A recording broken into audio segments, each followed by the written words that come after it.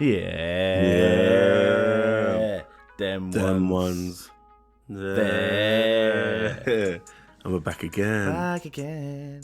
It's your boy, Professor Cornard. Hey, it's your boy, the clumsy of your neighborhood friend. No, your friendly neighborhood haters. Make sure you head over to Spotify, Apple, or Google, all the places that do good podcasts, because we're there.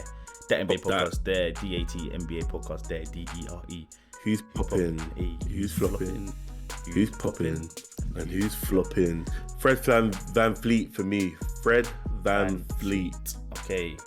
It's one of them ones where you pick someone, then when we're just about to come up and film, the NBA comes, puts the list up, and I was like, that's annoying. You know, when I thought I was being sneaky, I was like, no one's going to be watching. But the thing is, you know what? Players like Fred VanVleet's category that you think are under the radar, when they do ball out, they guaranteed to win Player of the Week. Okay, yeah. You see what I'm trying to say? Yeah. It's actually more likely. It's more likely certain stars miss out on it. Why did you give it to him? The scoring is just dangerous from him. 33 against the Spurs, 32 against the Pelicans. Not the best team, but still 32 points in the NBA. He had 19 against the Bucks. That's his worst game. Then he had a 37-point triple-double against the Utah Jazz. It's one of the best teams in the league. That's nothing to sleep on. And they won all their games, bro. So it's not like he's just dropping numbers. Because Trae Young dropped 56 this week, innit? But it was an L against who I had as the deadest team last week as well, Portland. Yeah. Toronto winning all their games and rising in their conference. If you look at our off-season previews, like I said, we have no ego. Yeah, we was. That's wrong. a team that, shout out to the Don in the comment. He was shout out to that guy actually. Yeah. No, I forgot his name, but I think he was really going for Raptors, saying, you know what, they're going to be a lot better than what people. If you're watching now, shout out to you, my bro. Shout out to you, shout out to your Raptors as well. Shout out to the Raptors, man. They've been balling. You got to give credit where credit's due. They've been balling, and Fred VanVleet's been at the forefront of that. With Pascal Siakam still coming along, but Fred VanVleet's been the guy. Is he becoming? Yeah. He is the superstar of their team, innit? And I wanted to say for Fred VanVleet, another thing is that he actually really stepped up. He actually he was given an opportunity to step up. And he's actually and he took that opportunity. Yeah, you know what I mean. I do think though they're missing. They're still missing pieces for them to be considered in the top sort of 6 teams of the East. So I still feel like no matter what that guy said, in the playoffs they'll probably either get swept or win one game against one of the top tier teams.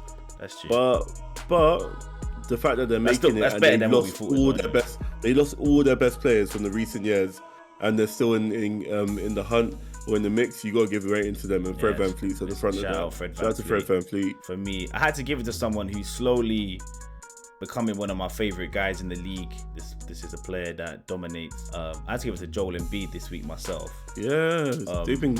How many games they won in a row? 6 or something? 6, yeah. They won a 6-game win streak. They haven't lost since Christmas. The last game they lost was on the 23rd. Okay, Embiid. The reason why I give it to him as well is obviously it's halfway through the season, and it is who's popping this week. He did have a good week. He averaged 31 points, 10.7 rebounds, 7 assists, and 1.3 blocks. And he had the 31-point triple-double as well against Houston. 31 points, 15 rebounds, 10 assists, and 2 blocks against Houston. That's the dominating game. But I had to give it to him also just for me to shout him out, because he's one of very few players in the league who are a superstar on a field on a team of role players and just other 30 guys that could be placed on any team. Obviously Philly fans, you can get at me in the comments if you want to, but every other single member of that Philly team could be traded in a heartbeat and end up on any team and still do the same. They're not superstars or stars. It's nice, it's refreshing, and it shows the pure domination. Yeah, man, I just like his game. Do you want to know one thing that I've actually realised or liked about Joel Embiid this season? Because with Ben Simmons not being in, it's actually his leadership, bro. Yeah, he's actually been a pretty good leader for that team. I think Ben Simmons obviously contributed quite a bit for that team, but with him sitting out or not playing, you actually get to see how valuable Joel Embiid actually really is for that team.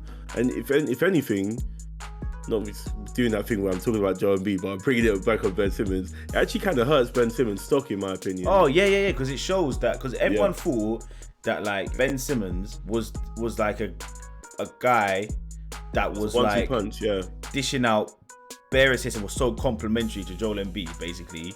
And Joel Embiid had just turned around and said, hold my drink, I can do this on my ones. Yeah. If you don't want to... And also, I think part of his Joel Embiid stepping up... He has stepped up to fill that spot, but he was a good player anyway. So I don't mean like how Fred VanVleet stepped up, like you just said. But like, he stepped up almost as well as a team that's like, what, you think you're that big to this team that we can't do a thing without you? That's probably what's fueled him even more. Just like, listen, I'm just gonna do my thing. We don't even want you here. It's not even that we don't want you here. We don't need you here, bro. Yeah, and we're gonna keep going, innit? Yeah. And shout out to John. And it's like, it's one of those things though, where then you look at it and I think even though we say that Ben Simmons' draft stock has been hurt, really and truly, they don't need to go like for like with Ben Simmons. They can be a little bit more sort of open to other offers for other guards that might be more competent, who are happy to not hold the ball as much, and that will make them a better team rather than trying 100%. To get another best point guard. That's why I should be a GM. Hire me. Oh God.